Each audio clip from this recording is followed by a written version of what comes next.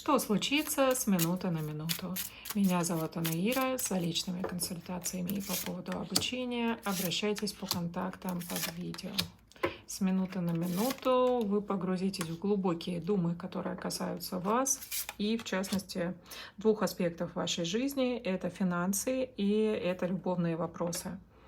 Причем и в плане одного, и в плане другого вы будете думать о причастности каких-то лиц, которые как будто бы вам мешают развиваться и в одном, и в другом направлении.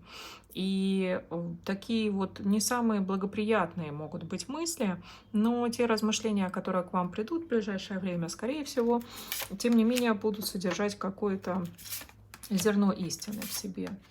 И еще на эти мысли вас может натолкнуть сообщение, взаимодействие с кем-то по тем темам, которые натолкнут вас о подобных мыслях, касающихся вашей жизни.